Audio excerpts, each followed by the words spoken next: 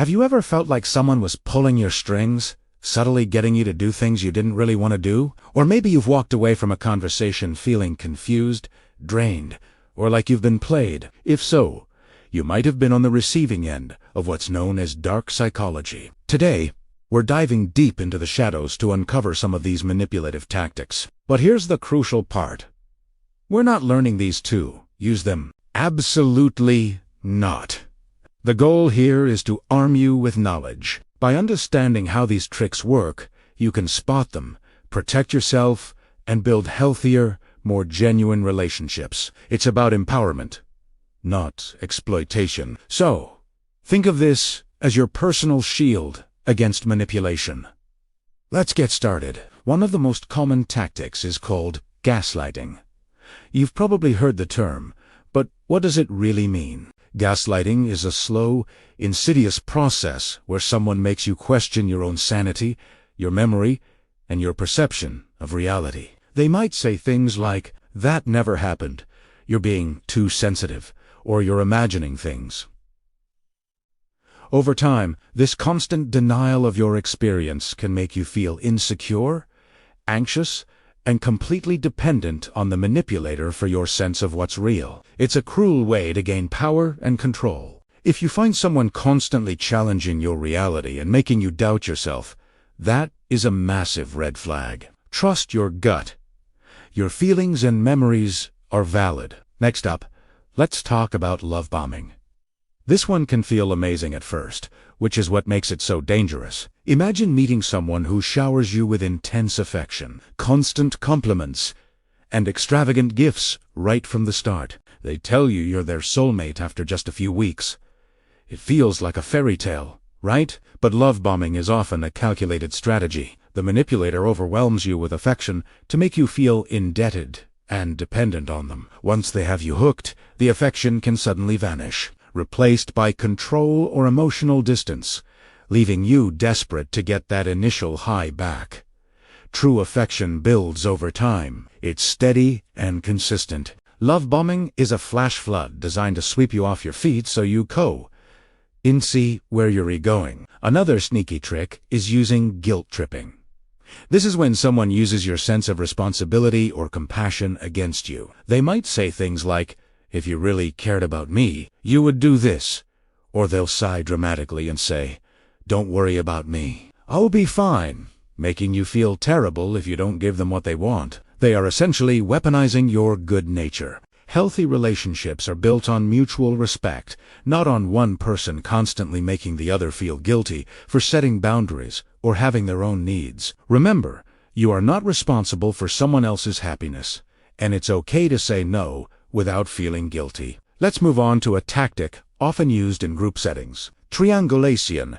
This involves bringing a third person into a conflict to manipulate the dynamic. For example, a manipulative person might tell you, "Well, Sarah agrees with me that you're overreacting." This does two things. It makes you feel isolated and ganged up on, and it creates a false sense of consensus that validates the manipulator's point of view. They are essentially creating allies, real or imagined, to strengthen their position and undermine yours. Healthy communication involves talking directly to the person you have an issue with, not pulling others into the middle to take sides. Now, for a more subtle one, the silent treatment. We've all probably experienced this or even done it at some point, but when used as a calculated tool for control, it becomes a form of emotional manipulation. By intentionally ignoring you, refusing to speak, and withdrawing all communication, a person is punishing you. It's designed to create anxiety and desperation, making you feel like you have to do whatever it takes to get back in their good graces. It's a power play that says, "I have the power to erase you." In a healthy relationship, people communicate their need for space and then come back to resolve the conflict. The silent treatment isn't about taking space. It's about inflicting punishment. Another powerful tool in the dark psychology arsenal is playing the victim. This person always seems to have it worse than anyone else. No matter what happens, it's never their fault. They have a story for every situation that paints them as the innocent, wronged party. This tactic is designed to elicit sympathy and deflect any form of accountability. When you're constantly feeling sorry for someone, It's hard to hold them responsible for their actions, or to see their manipulative behavior. It disarms your critical thinking and puts you in the position of being a constant caregiver, which can be incredibly draining. Be wary of someone who is never, ever at fault. Let's discuss something called moving the goalposts. You see this a lot in work, environments, or demanding relationships. You work hard to meet an expectation, and just as you reach it, the target is moved. Your partner says they'll be happy if you just help more around the house. You do. But then they say, it's not enough. And now you also need to be more spontaneous. No matter what you do, it's never good enough. This keeps you in a perpetual state of striving and feeling inadequate. It's a way for the manipulator to maintain control and ensure you're always trying to please them without ever giving you the satisfaction of success. It's a game you can't win because the rules are always changing. Finally, we have negging. This is a tactic where someone gives you a backhanded compliment or a subtle insult disguised as a joke. They might say something like, "That's a nice dress. I'm surprised you pulled it off." Or, "You're actually pretty smart for someone who didn't go to college." The goal of negging is to chip away at your self-esteem, making you feel insecure and more likely to seek their approval. It's a deeply condescending and disrespectful way to interact with someone. Real compliments lift you up. They don't come with a hidden sting. Do you ever let someone get away with making you feel small under the guise of just kidding?